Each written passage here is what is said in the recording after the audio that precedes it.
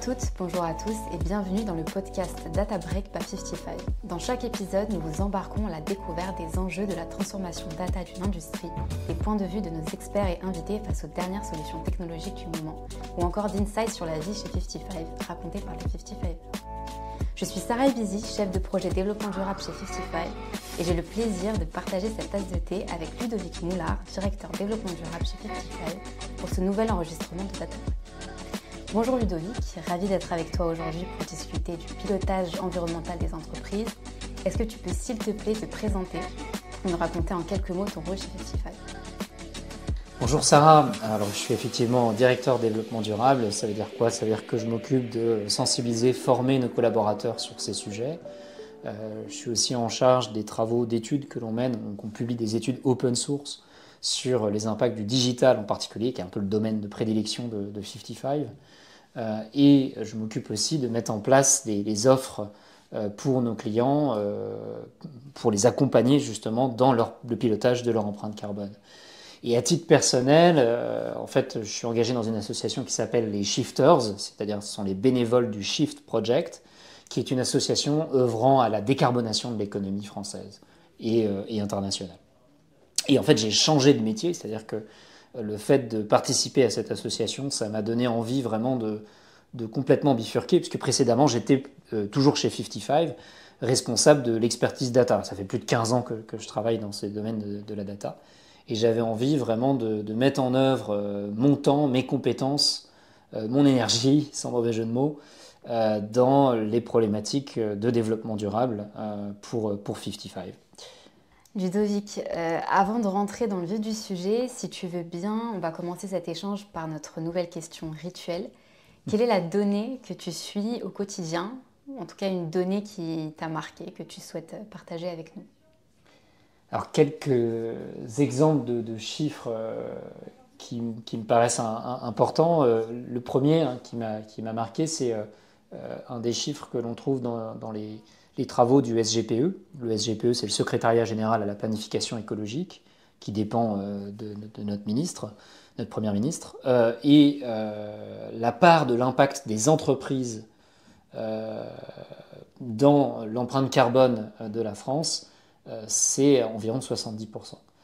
Ça veut dire quoi ? Ça veut dire qu'il faut faire bouger ces entreprises. Alors il y a plein de façons de les faire bouger. Bien sûr qu'il y a la réglementation, mais il va falloir que les entreprises cherchent à se changer de l'intérieur. La bonne nouvelle, c'est qu'elles sont faites d'hommes et de femmes, dont bon nombre sont conscients de la nécessité de se transformer. Beaucoup ont d'ailleurs envie de ça, ont peut-être envie aussi de quitter des bullshit jobs où ils ne se reconnaissent pas. Et donc voilà, c'était un chiffre que je voulais citer parce que ça montre bien à quel point les entreprises ont un rôle à jouer dans la transition écologique. Un autre chiffre qui est plutôt proche du digital, encore une fois, c'est un peu la spécialité de 55, un chiffre issu d'une étude de Scope 3, qui est une entreprise spécialisée dans la mesure d'impact du programmatique, de la publicité programmatique. Ce chiffre, c'est 7,2 millions de tonnes de CO2 équivalent par an. Voilà, chaque année, la publicité programmatique génère plusieurs millions de tonnes de CO2. Quand on arrive à ce genre d'échelle, ça devient vraiment important. Un dernier chiffre que j'ai envie d'évoquer, mais là plus à titre personnel, c'est que c'est le grandissement de cette association, les Shifters, où aujourd'hui on accueille plus de 300 personnes chaque mois. Et on est maintenant plusieurs dizaines de milliers à s'intéresser de près ou de loin aux travaux du Shift Project. Donc ça montre à quel point ce sujet prend de l'ampleur dans la tête de chacun. On parle de données, 55, du coup en chiffres, ça donne quoi ? Alors 55 en chiffres sur le sujet du développement durable, évidemment on utilise d'autres indicateurs que des indicateurs financiers. Déjà, on regarde la part des personnes qui sont sensibilisées à date. On utilise notamment la fresque du climat en interne. On en est aujourd'hui à peu près 40% de nos collaborateurs dans le monde entier. L'objectif étant évidemment d'atteindre les 100%. Donc chaque mois, on forme des nouvelles personnes et on compte bien atteindre cet objectif d'ici l'année prochaine. Enfin, il y a nos émissions internes. Il y a à peu près 100 tonnes de CO2 équivalent chaque année émises par le bureau France et une centaine de tonnes environ à l'international sur nos autres bureaux. Et notre objectif, évidemment, c'est d'arriver à moins 55% d'émissions par rapport à ces chiffres-là d'ici 2030. On a déjà commencé puisque en 2023, au premier semestre, on mesure une baisse de 20% de nos émissions. Voilà, donc cet objectif de moins 55%, c'est pas juste parce que c'était le chiffre 55 qui correspond à 55, mais ça correspond aux objectifs fixés par l'Union européenne dans le cadre d'ailleurs, pour l'atteinte des objectifs fixés dans le cadre des accords de Paris. Hein, c'est complètement aligné avec ça. Ça s'appelle d'ailleurs, tout le paquet associé à ça s'appelle Fit for 55. Je trouvais ça intéressant d'évoquer ce point-là quand on parle de 55. Alors, le pilotage carbone, c'est toute une démarche.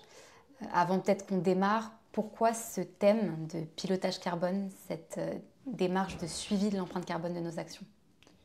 Alors, pourquoi? Parce que ça nous semble vraiment une étape fondamentale, en fait, voire inévitable pour pouvoir réussir à passer cette transition, pas seulement pour des simples questions de conformité.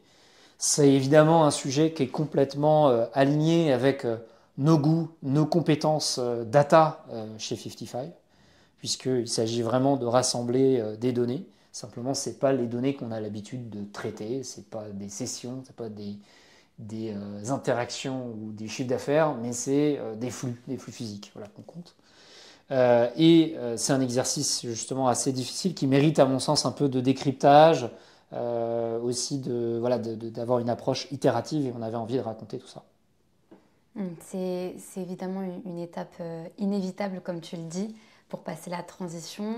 Pourquoi les professionnels de la data, les annonceurs, ne peuvent pas passer à côté ou négliger ces sujets-là?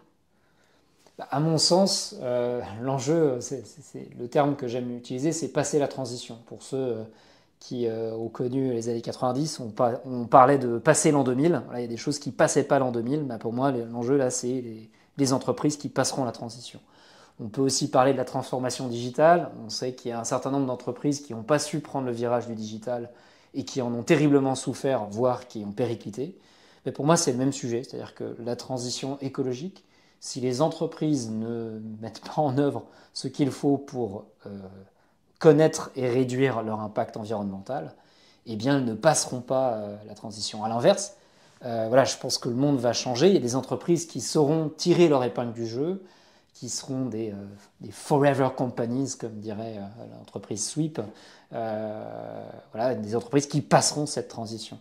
Il y a d'autres risques forts, d'ailleurs, qui attendent ces entreprises, au-delà de l'impact carbone, parce qu'on parle du pilotage carbone, mais c'est aussi d'autres risques environnementaux comme l'épuisement des ressources, notamment les ressources en eau.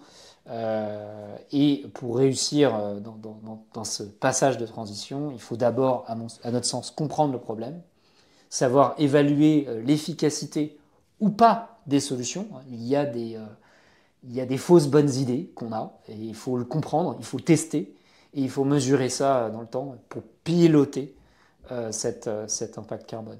Je pense que si je devais donner un exemple de fausse bonne idée, je pense qu'on en a tous entendu, mais vous avez probablement entendu parler du sujet des chaudières à gaz, qui est un sujet extrêmement polémique parce qu'il n'est pas simple du tout. Il ne s'agit pas juste de dire demain on abandonne les chaudières à gaz dans tous les logements. Ce n'est pas aussi facile que ça, et ce n'est pas forcément vrai que ce sera toujours mieux. Donc il faut étudier les différents cas, le diable niche dans le détail, et systématiquement quand on travaille sur ces sujets, on s'aperçoit que c'est grâce à la donnée qu'on arrive à être plus intelligent et à gérer cette complexité. Est-ce que tu peux nous dire, selon toi, pourquoi c'est essentiel de pouvoir piloter ce type de projet avec des données vraiment en temps réel ou régulièrement mises à jour, plutôt que sur la base d'un bilan annuel, par exemple? Alors c'est vrai que c'est une question importante, c'est-à-dire que aujourd'hui, il y a encore, la plupart des entreprises ont quand même mené, en particulier les grandes entreprises, puisque c'était la règle suite à la NFRD, ont mené un bilan carbone, un bilan de leurs émissions de gaz à effet de serre, un BGES. Ce bilan, le problème, c'est qu'il reste souvent sur les bureaux de la direction générale ou de la direction RSE, et il n'est pas dans les mains des équipes. Donc ça, c'est un vrai sujet, c'est-à-dire que pour qu'on puisse se transformer, il faut que ces données elle soit partagée, elle soit visible, elle soit suivie par toutes les équipes qui agissent sur le terrain, puisque c'est elles qui peuvent véritablement réduire les impacts, bien comprendre l'impact de ce qu'elles font. C'est elles qui ont les compétences pour le faire. C'est pas la direction générale ne peut pas connaître tous les détails des processus, c'est pas possible. Son rôle, c'est plutôt de mettre à disposition les éléments permettant à leurs équipes de bien fonctionner. Un autre aspect, c'est que le pilotage à la place du bilan, le bilan il est annuel. Je pense que si on doit faire un parallèle avec le marketing digital, quand on regarde le trafic à la fin de l'année et qu'on s'aperçoit qu'il s'était cassé la figure 3 mois avant, c'est trop tard. On a besoin de pouvoir piloter pour comprendre quand il y a un problème, quand on s'aperçoit qu'on a des baisses de conversion sur un site web, on doit réagir rapidement. Mais c'est pareil pour le carbone. Si vous apercevez que vous avez d'un seul coup des gros dérapages avec des équipes qui se mettent à plus respecter des règles, par exemple, ou alors qui ont conçu des nouveaux systèmes, des nouvelles organisations qui posent problème d'un point de vue carbone, il faut pouvoir réagir avant la fin de l'année et pas attendre des mois et des mois d'avoir leur bilan pour se rendre compte que, en fait, on s'est complètement planté. Donc c'est très important, c'est un peu la tour de contrôle quelque part pour réussir sur ce sujet. Et la data, c'est un formidable outil pour sensibiliser, puisque c'est la meilleure façon pour chacun de comprendre les impacts de ce qu'ils font, de ce qui est fait, et ainsi de réagir. Voilà. Accessoirement, on pourrait citer quand même la CSRD, évidemment, donc cette directive européenne, Corporate Sustainability Reporting Directive, qui consiste quelque part à demander aux entreprises de publier les indicateurs environnementaux, sociaux et de gouvernance chaque année pour leur entreprise. La nouveauté évidemment de tout ça, c'est que ça ne s'arrête pas au fameux scope 1, scope 2, c'est-à-dire aux émissions directes ou en tout cas liées à l'électricité, mais bien sûr aux impacts les plus importants. Ça c'est, je pense, le terme à retenir avec ce terme de double materiality, l'importance des indicateurs qui doivent être publiés dans le cadre de la CSRD et qui sera normalement auditable. On doit pouvoir auditer ces données. C'est le changement majeur apporté par cette directive applicable dès l'année prochaine pour les grandes entreprises. Donc suivre son empreinte carbone, c'est quelque chose de central, tu viens d'expliquer, y compris bien sûr pour nous, 55. Raconte-nous un peu par quoi tu as choisi de commencer, comment tu as commencé et pourquoi ce choix. La première chose à dire, c'est qu'en fait, ça commence par des conversations. Ça, je pense que ça me paraît un point important. C'est en réalité, pour changer une entreprise, il faut commencer déjà par en parler autour de soi.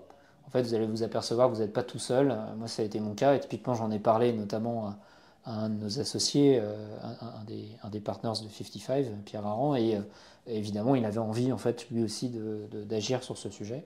Et c'est comme ça qu'on s'est lancé dans notre travail sur l'étude de l'empreinte carbone des campagnes publicitaires, des campagnes digitales, puisque ça fait partie de notre activité. On avait besoin de comprendre finalement quel était l'impact de ce qu'on faisait quand on accompagnait nos clients sur ces sujets-là, qu'on soit capable de leur faire des bonnes recommandations.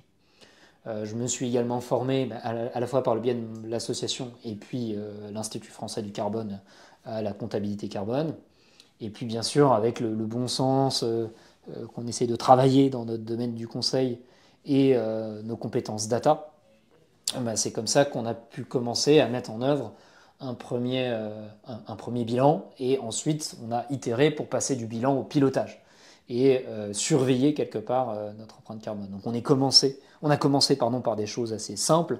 Simplement on s'est dit voilà, quels sont les différents impacts de notre entreprise, et déjà on a commencé à voir qu'il y en avait qui étaient plus importants, beaucoup plus importants que d'autres, et c'est cela qu'on a commencé par surveiller, par piloter.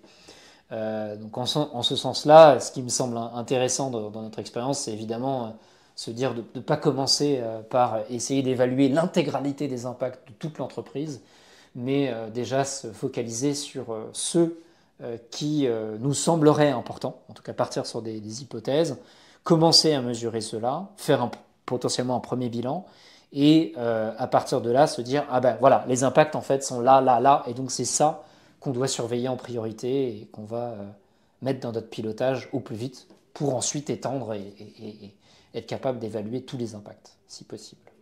Justement, on dit souvent que les transports, par exemple, sont ce qu'il y a de plus polluant dans une entreprise. On se rend compte pour certaines organisations que c'est finalement pas le cas en fonction de l'activité de l'entreprise. Quand tu as fait l'exercice de Carbon Analytics pour 55, est-ce que tu as rencontré des surprises justement? Alors, bon, déjà, la première chose, c'est qu'effectivement, bon, on a souvent en tête le transport, la voiture, l'avion, etc. Évidemment, il y a plein d'autres impacts, et en particulier dans ce qu'on achète dans une entreprise. Et puis, ça dépend, j'ai envie de dire, complètement de la nature de l'activité de l'entreprise. Euh, on peut évoquer, par exemple, ce qu'on peut aller regarder assez facilement, parce qu'il y en a quand même un certain nombre qui sont publiés sur le site de l'ADEME ou même par le biais du CDP, le Carbon Disclosure Programme. C'est le fait de voir des bilans différents et de s'apercevoir que finalement les enjeux sont fondamentalement différents selon les secteurs d'activité, voire selon les entreprises, même au sein du même secteur. Si je suis un assureur, par exemple, je ne sais pas, qu'est-ce que serait l'impact d'un assureur, par exemple, pour toi, Sarah? Moi, j'ai tendance à chaque fois à dire les transports, mais au final, on se rend compte que c'est pas forcément le cas. Donc, c'est quoi, c'est les immobilisations, du coup?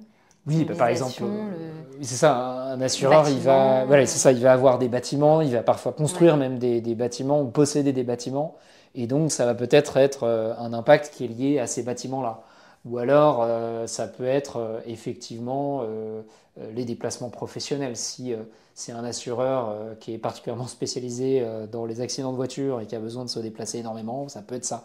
Bref, un autre exemple qu'on peut prendre, c'est la le cas restauration, de la restauration continue. collective, effectivement, par exemple. Évidemment, si je suis dans la restauration collective, je vais déjà avoir les aliments que j'achète.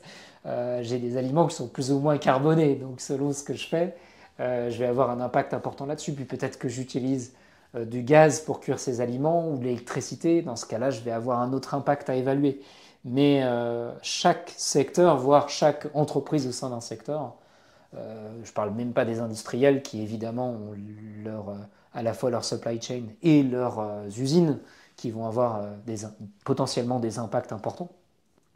Et effectivement, il faut d'abord se pencher là-dessus pour comprendre par rapport à son secteur d'activité, par rapport à son activité, où se situent les impacts principaux. Et c'est pas souvent en réalité la partie transport qui est en tête. De ces premiers audits-là, du coup, tu tires quel enseignement? Le premier enseignement pour 55, justement, c'est que moi j'étais persuadé que c'était les déplacements professionnels qui étaient les plus importants, parce que nous on est une entreprise de service, donc on n'a pas d'usine, on dépense quand même relativement peu d'électricité chez 55, donc je pensais que c'était vraiment ça, et en réalité c'est nos appareils électroniques, hein, c'est assez simple, et assez largement dans notre impact au niveau global.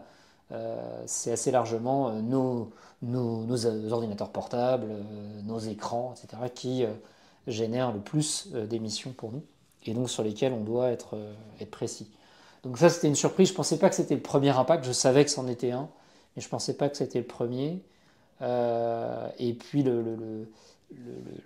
l'enseignement là-dessus, c'est que tout de suite, je me suis dit, mais il y a un vrai problème de résilience, parce qu'en fait, on achète énormément de matériel.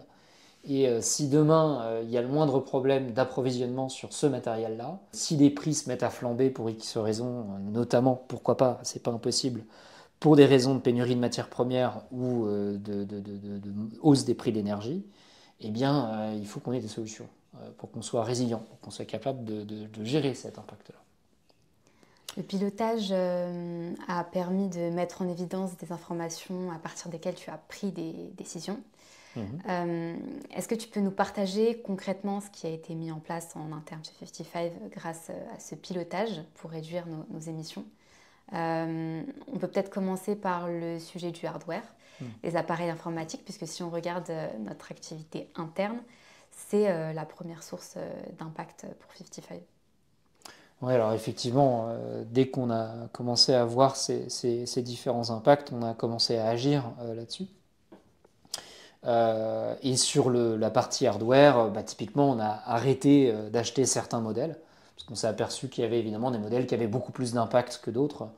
Je sais que d'ailleurs, Sarah, toi, tu as fait beaucoup de recherches pour retrouver ces impacts par rapport au site des fabricants. On a pris en compte du coup les facteurs d'émission des appareils. On a allé chercher les facteurs d'émission par modèle.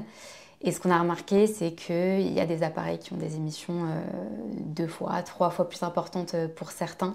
Je pense aux appareils tactiles notamment, avec pas forcément de valeur ajoutée derrière, parce qu'ils ont des durées de vie plus courtes. Ils sont plus compliqués à réparer, donc il faut faire attention à ça, aux facteurs d'émission, quand on décide d'acheter du matériel informatique. Et oui, c'est une donnée qui est de plus en plus accessible sur les sites des fabricants. Donc, il ne faut pas hésiter à aller regarder ça. Oui, effectivement. Alors, les appareils tactiles, on parle surtout là des ordinateurs tactiles, parce que pour un téléphone, c'est quand même plus pratique.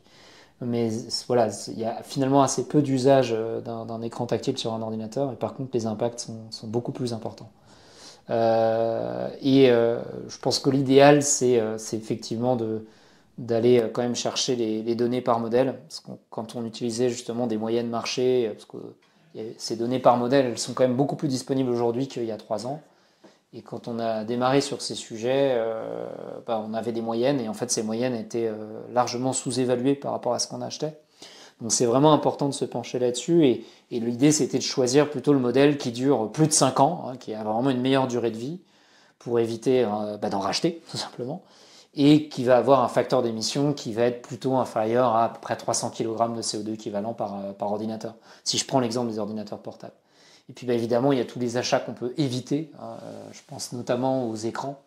On peut utiliser des vidéoprojecteurs qui ont des impacts qui sont plus faibles que des très gros écrans dans des salles de réunion, à la fois pour la fabrication et pour l'usage, hein, en termes de consommation électrique.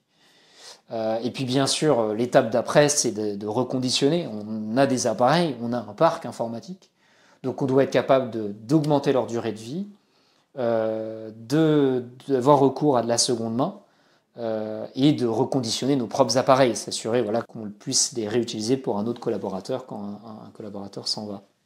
Et finalement, aujourd'hui, c'est un marché qui est encore assez peu développé, hein, tout ce marché de la seconde main pour les entreprises, pour l'électronique. Mais ça va devenir la norme, puisque pour les raisons que j'ai évoquées tout à l'heure, il y a quand même un grand nombre de risques pour les entreprises qui ont systématiquement recours à du neuf. On n'est pas les seuls, hein, il y a beaucoup d'entreprises qui se lancent là-dedans. Et il va falloir s'améliorer là-dessus. Alors nous, ce qui nous manque encore, c'est bien tracer la durée de vie de nos appareils. Donc ce sera l'étape d'après. Sur les déplacements professionnels maintenant, qui représentent du coup la deuxième source d'émissions de 55, qui est particulièrement forte d'ailleurs dans certains pays. Est-ce que tu peux nous dire nous en dire un peu plus sur ce sujet-là ?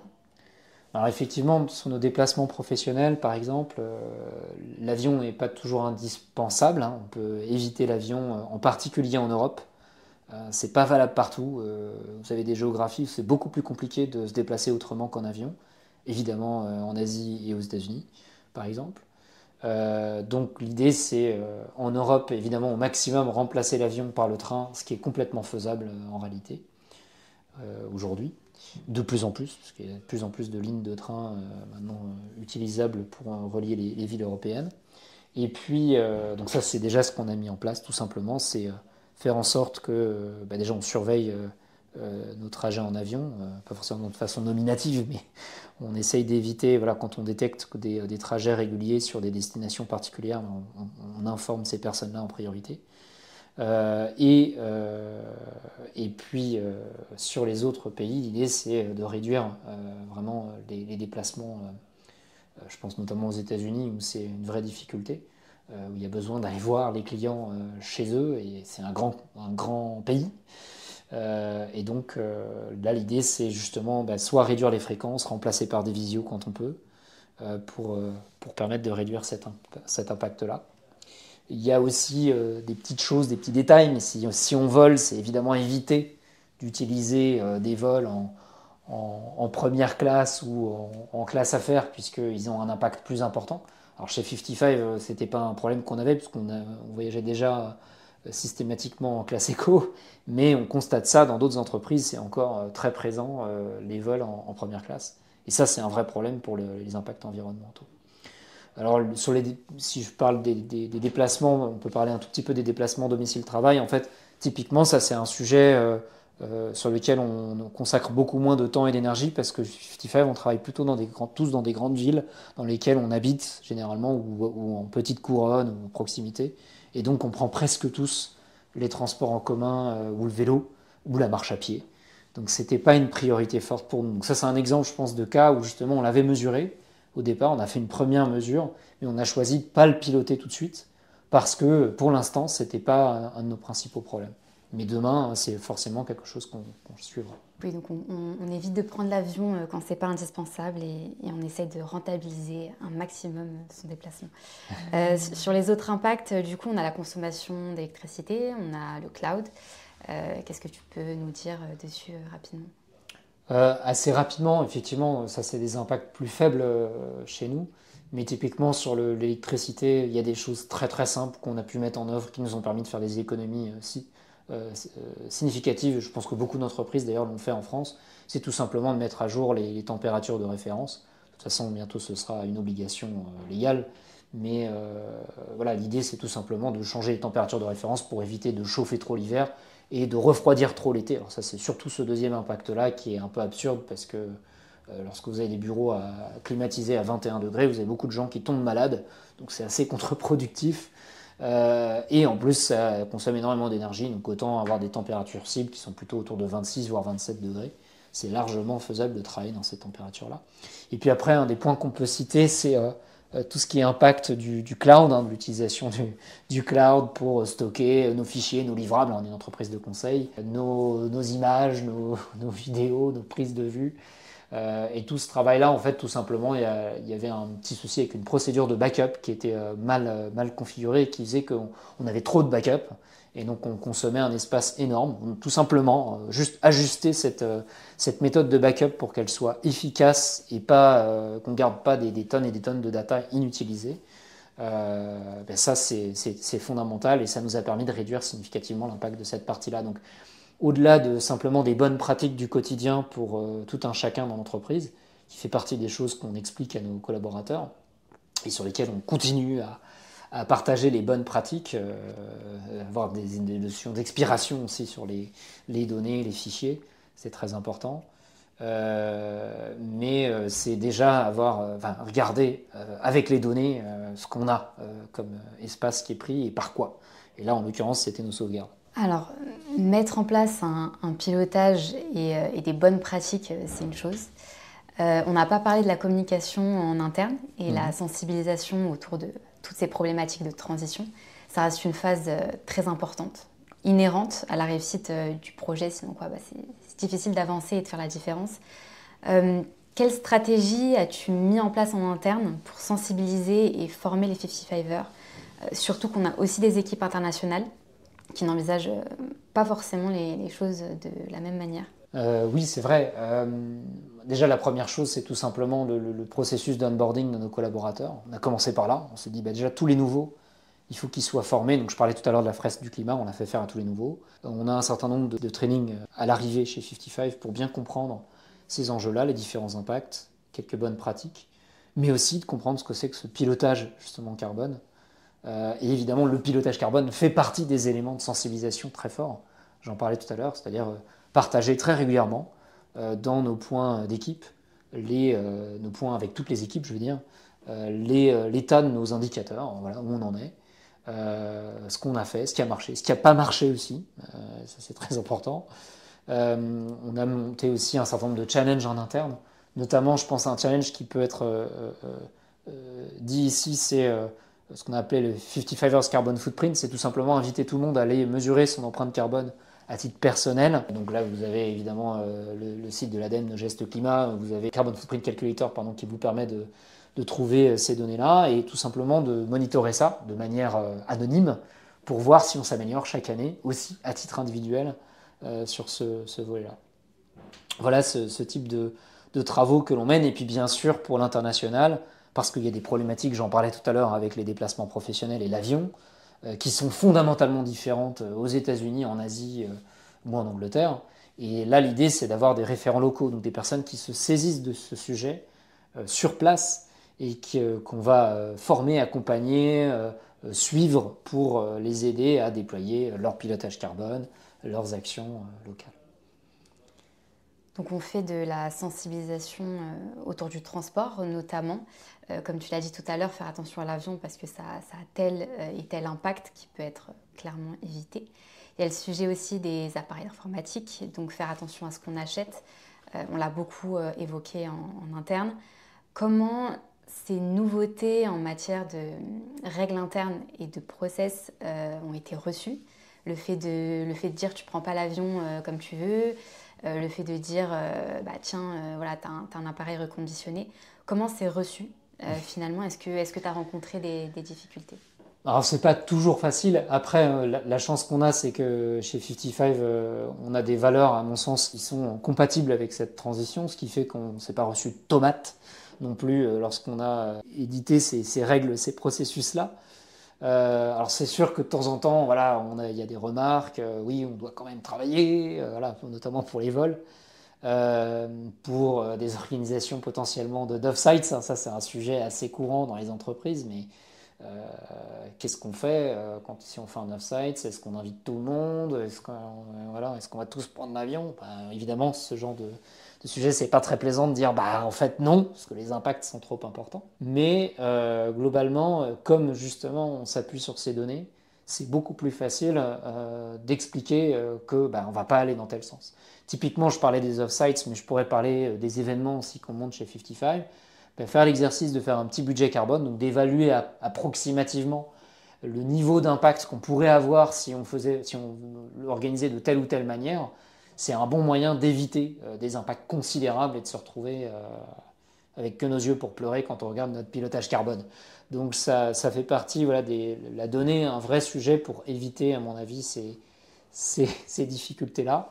Après, c'est sûr qu'il y a encore du travail pour que, typiquement sur la partie business, donc l'accompagnement de nos clients, on soit davantage tourné vers des sujets de réduction des impacts carbone plutôt qu'en d'en rajouter. Et ça, c'est encore du travail pour nous pour la suite. Pour le cas des ordinateurs et le fait d'avoir fait appel à du reconditionné, ce qu'on utilise comme terme, c'est plutôt le pre-loved, c'est-à-dire c'est des appareils qui ont déjà été choyés par d'autres collaborateurs et que vous allez récupérer, ce qui est une façon de le marketer, mais c'est aussi une façon d'expliquer pourquoi on le fait. C'est pas juste pour faire des économies financières, c'est essentiellement pour faire, parce que ça demande quand même une certaine organisation, mais pour faire durer nos appareils et éviter d'en racheter sans arrêt.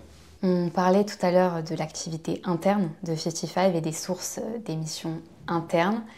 Ce qu'on fait pour nos clients, c'est un impact très fort. Qu'est-ce que tu comptes faire à ce sujet? Nous, notre objectif là-dessus, c'est vraiment d'accompagner nos clients sur le pilotage de leur empreinte carbone. Donc que ce soit des grandes entreprises, essentiellement nos clients sont plutôt des grands groupes ou des grandes entreprises, pour les aider à déployer ça à grande échelle, puisque ça nécessite ces compétences data que l'on a en interne. Donc aujourd'hui, c'est des choses que l'on fait déjà, mais sur des périmètres plus restreints. Par exemple, on a accompagné le groupe Renault sur la mesure d'empreinte carbone du digital, de leur site web et de leur campagne publicitaire. Ça fait partie des sujets sur lesquels on a maintenant vraiment la capacité à accompagner nos clients. On a plusieurs missions à notre actif sur ces sujets-là. Et l'enjeu maintenant, c'est d'aller les aider à développer davantage tous ces travaux-là pour, du fait de notre compétence à la fois conseil et data, aussi faire briller ces départements RSE, ESG dans des succès en interne, dans le déploiement de véritables succès dans la réduction des empreintes carbone des différentes équipes. Voilà l'enjeu pour 55 qui nous attend pour la suite. On arrive maintenant à notre question boule de cristal. Comment tu vois l'évolution de cette tendance de l'intérêt des entreprises pour les sujets liés à la transition environnementale ces prochaines années? Alors à la fois pour la transition environnementale, mais surtout pour le pilotage carbone qui est le sujet d'aujourd'hui. Je pense que j'ai fait tout à l'heure le parallèle avec les entreprises qui n'ont pas su le prendre virage du digital. On pense à Kodak, on peut penser à 3 Suisses qui a eu toutes les difficultés à prendre ce virage-là. En fait, ça va devenir le sujet numéro 1. C'est-à-dire que ce sera la priorité numéro 1 des entreprises, avant la fin de la décennie d'ailleurs. Il suffit de se pencher un tout petit peu sur les données du problème, ne serait-ce que regarder les rapports du GIEC ou les données liées aux impacts économiques liés au réchauffement climatique, pour comprendre que de toute façon, ça va devenir une priorité très forte pour les sujets data. Et on peut faire le parallèle avec le sujet à la mode du moment qui est l'intelligence artificielle. L'intelligence artificielle aujourd'hui, c'est un sujet dont tout le monde veut parler. Ma conviction, c'est que le sujet dont on parlera tout le temps d'ici peu de temps, d'ici quelques années, ce sera le pilotage carbone, la réduction des impacts environnementaux pour les entreprises. Ce sera le sujet prépondérant. Et donc 55, notre ambition là-dessus, et donc c'est dans la bulle de cristal, j'espère que c'est ça qu'on verra, mais que 55 deviendra un leader dans l'accompagnement des grandes entreprises sur ce sujet. Un point aussi que je voudrais évoquer, c'est que le marketing, en termes de tendance, devra jouer un rôle majeur là-dedans. Le marketing permet de rendre des choses désirables, c'est un peu la science qui permet de faire ça. Et bien cette transition, il faut la rendre désirable pour tout un chacun, pour les entreprises, et il va falloir s'emparer de ce sujet-là. Donc le marketing va faire sa mutation dans les années qui suivent là-dessus, et je pense en particulier aussi aux entreprises de luxe qui ont un rôle important sur ces sujets marketing en particulier. Le marketing, c'est un puissant vecteur d'information. Le marketing des grands groupes de luxe, justement, c'est un puissant vecteur d'interpellation, de sensibilisation positive. Donc les messages peuvent être passés plus efficacement. Et pour en revenir justement à notre sujet de pilotage, pour les grands groupes de luxe, être capable de piloter leur émission et comprendre ces enjeux-là et les appliquer à leurs produits et à l'image qu'ils veulent donner, c'est eux qui auront les clés pour le faire. Et les budgets et la vision pour influencer d'abord leurs collaborateurs et puis le reste du monde. Ludovic, en 55 secondes, peux-tu nous faire un résumé des points importants qu'on a évoqués en matière de pilotage carbone au sein des entreprises par rapport aux idées reçues et aux a priori sur le sujet? D'accord, c'est parti. Alors la première chose, c'est que, à mon sens, ce qui est important, c'est de passer du bilan carbone au pilotage carbone pour être capable de transformer son entreprise plus rapidement et bien comprendre les impacts positifs ou négatifs des solutions qui sont envisagées sur le sujet. La deuxième chose, c'est qu'il faut vraiment se lancer, même si on n'a qu'une partie des impacts qu'on est capable d'évaluer. Je pense que c'est vraiment important de démarrer assez rapidement, en commençant par ceux qui correspondent au cœur de l'activité de l'entreprise.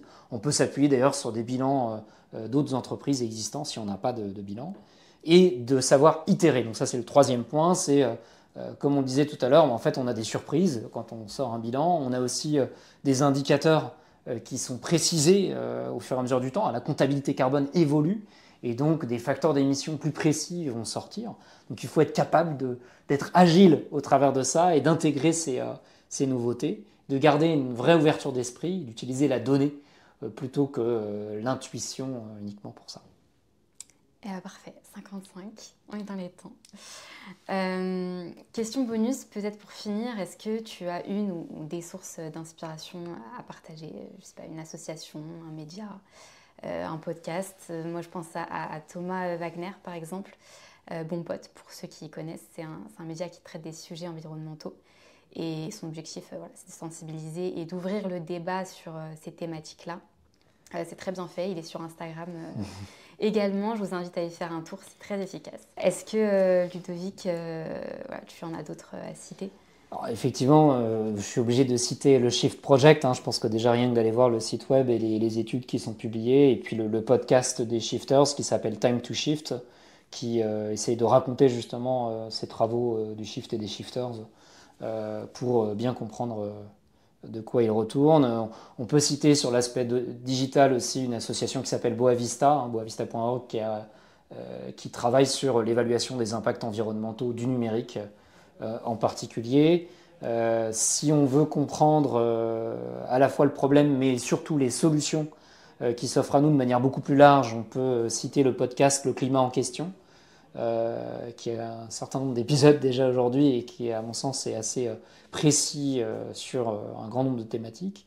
Puis évidemment, je vais citer forcément les cours de Jean-Marc Jancovici au Mines ParisTech, Jean-Marc Jancovici qui est le président du Shift Project. Et puis, si je veux, pour les personnes qui parlent anglais, pour le côté international, je pourrais citer Sustainable Views qui a été lancé par le groupe Financial Times, qui est un média qui explique, qui décrypte un petit peu le contexte à la fois politique, technique pour les entreprises sur ces sujets.